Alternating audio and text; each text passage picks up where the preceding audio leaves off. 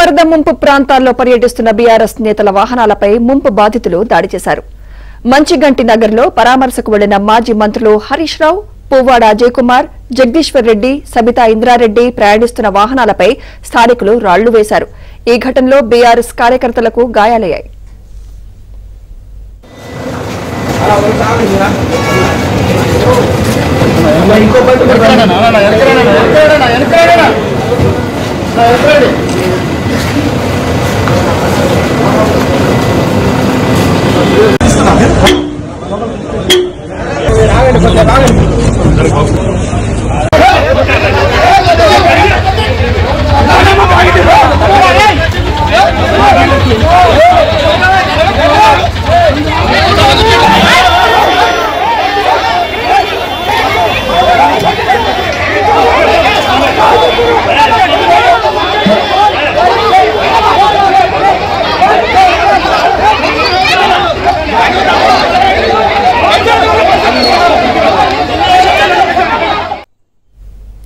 ఖమ్మం వరద ముంపు ప్రాంతాల్లో పర్యటిస్తున్న బీఆర్ఎస్ నేతల వాహనాలపై ముంపు బాధితులు దాడి చేశారు.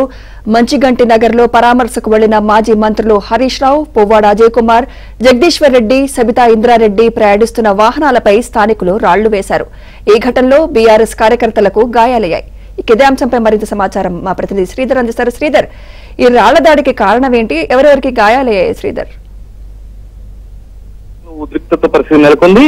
ఈ రోజు బీఆర్ఎస్ పార్టీ చెందిన నేతలు మాజీ మంత్రులు హరీష్ రావు, పువ్వాడ అజయ్ కుమార్, సవితా ఇంద్రారెడ్డి, జగదీశ్వర్ రెడ్డితో పాటు కౌశిక్ రెడ్డి, సండ్ర వెంకటవీరయ్య, మాజీ ఎంపీ నామానాగేశ్వరరావు, రాజ్యసభ సభ్యులు ఉద్దిరాజరావు వీళ్ళందరూ కూడా వరద ముంపు ప్రాంతాల్లో పర్యటించి బాధితులను పరామర్శిస్తున్నారు. ఈ రోజు ఉదయం నుంచి కూడా ఖమ్మంలో పర్యటిస్తున్నారు, ఖమ్మంలో తిరుగుతున్నారు.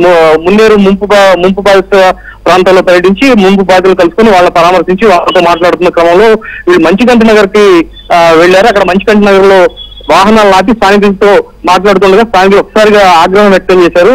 4 రోజులుగా వరద ముంపులో మేమున్నాం, ఈ బురుగులో మేమున్నాం, ఇన్ని రకాల కష్టాలు పడి ఇన్ని బాధలు పడతాం, తినడానికి తిండి లేదు, తాగడానికి మంచి లేకుండా మంచినీళ్ళు కూడా దొరకని పరిస్థితులు అవస్థలు పడుతుంటే ఎవరు కూడా మమ్మల్ని పట్టించుకోలేదు. ఇప్పుడు మీరు పరామర్శంతో మా దగ్గరికి వచ్చారు బీఆర్ఎస్ వాళ్ళు, బీఆర్ఎస్ నేతలు ఎవరు కూడా ఇప్పటివరకు మా వైపు కన్నెత్తి చూడలేదు. ఇప్పుడేమో పరామర్శం అని చెప్పేసి మా దగ్గరికి వస్తున్నారు, మీ రాజకీయం కోసం మీరు వస్తున్నారని చెప్పేసి తిరగబడి ఒకసారిగా అక్కడే ఉన్న రాళ్లు తీసుకుని రాళ్లు చూడడం జరిగింది. ఈ రాళ్ల దాడిలో స్థానికులకు ఇద్దరు తలలో పగిలి తీవ్ర గాయాలైనాయి. తర్వాత బీఆర్ఎస్ కార్యకర్తకు కాలు విరిగిపోయింది, మరో కార్యకర్తకు నడుము ఒంటి పైన శరీరం పైన కూడా తీవ్ర గాయాలైనాయి. వాళ్ళని తీవ్రంగా గాయపడిన వాళ్ళని ఆసుపత్రికి తరలించారు. ఆ కార్ల అద్దాలు ఒక 4 కార్లు మాజీ మంత్రి పువ్వాడ అజయ్ కుమార్ కు సంబంధించిన 2 కార్ల అద్దాలు, మరో హరీష్ రావుకు సంబంధించిన ఒక వాహనం, ఇంకో వాహనానికి మొత్తం బీఆర్ఎస్ నేతలకు సంబంధించిన ముఖ్య నేతలకు సంబంధించిన 4 వాహనాలు కూడా ధ్వంసమయ్యే అద్దాలని కూడా వాళ్ళు ధ్వంసం చేశారు స్థానికులు. వాళ్ళ దాడి జరిగింది. దీంతో బీఆర్ఎస్ నేతలు ఒక్కసారిగా షాక్ గురయ్యారు. హరీష్ రావు వెంటనే అక్కడ ఉన్న వాహనం ఎక్కేసి కౌశిక్ రెడ్డి డ్రైవ్ చేస్తూ మొత్తంగా అక్కడ పర్యటన అక్కడికక్కడే మధ్యలో నిలిపేసి అక్కడ నుంచి పార్టీ ఆఫీస్ చేరుకున్నారు.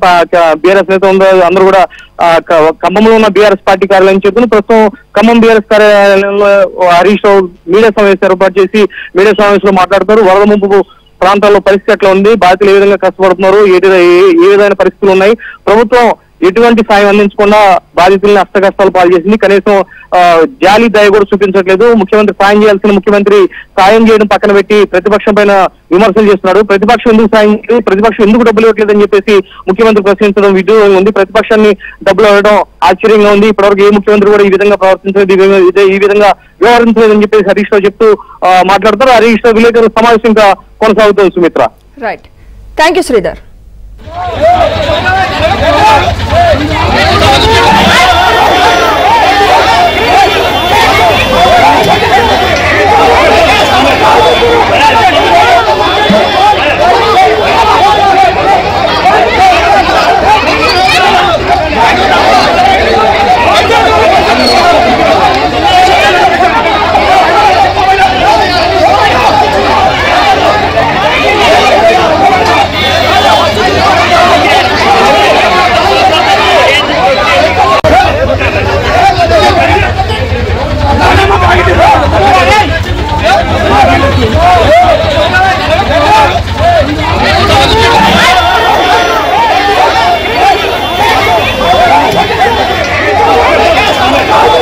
Vamos!